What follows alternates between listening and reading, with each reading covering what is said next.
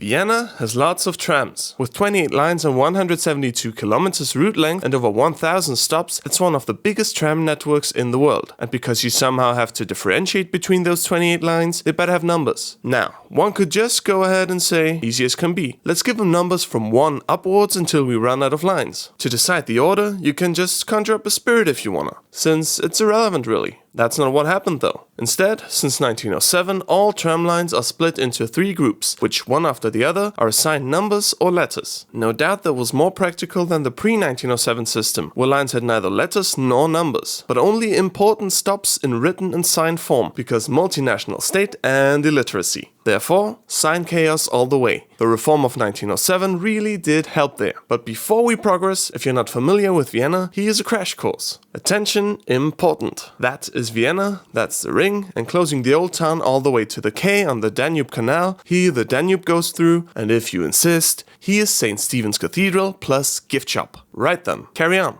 The concept went like this. You have your tangential lines from 1 to 20, radial lines from 21 upwards, and through lines from A to Z. Tangential lines go in an arc or circle around the center, radial lines go from the center outwards, and through lines go radial line-like inwards, then tangential line-like around the center over the ring, K or both, and sometimes radial line-like outwards again. The names the lines get by drawing this indicator and from there counting up counterclockwise. So for through lines A, B, C, D, E, or for radial lines 21, 22, 23, 24 and so on. Which doesn't really work for tangential lines because routes don't go in and outwards but in arcs.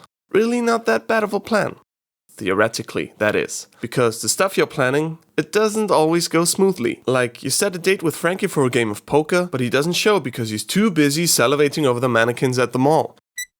Anyway. If, in the year 1907, you think up this really swell way of naming tram lines, and you kick back full of pride and 2 world wars and 1 Cordoba pass you by, it might just happen that somebody messes it all up. Because 100 years later, things had changed quite a bit, and those letter lines were nearly all gone. Now, here's the question. Why letter lines in the first place? Only complicates things, no? But, in the way back when, you didn't have cars and certainly no metro to take you home from your grape juice studies. And coach, or horse taxi if you will, impossible to afford for a laborer. So you took the tram a lot. Therefore lots of lines required, and before this, around 1900, rising yeast over city claimed 3-digit tram lines. They much rather helped themselves with letters. And yet, 3-digit they went, since for lines running on extended, shortened or diverted routes, 1, 2 or 3 would be put ahead of the usual line designation. Of these, none remained though, because in the meantime Vienna discovered its love for the automobile along with traffic jams, and also finally dared to build a metro, which both cut down tramline numbers majorly. 2008, for the 101-year master plan anniversary, all of that junk was modernized by saying through lines not letters but numbers 1 to 4, tangential lines 5 to 20, and radial lines, as it were, from 21 upwards. So everything was neatly ordered once again.